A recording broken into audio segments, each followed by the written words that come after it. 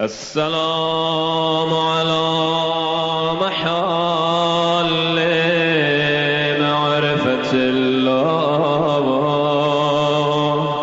ومساكن بركة الله ومعادن حكمة الله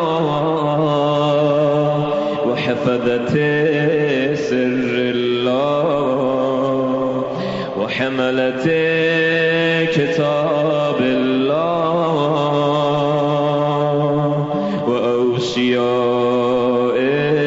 نبي الله وذرية رسول الله صلى الله عليه وآله ورحمة الله وبركاته.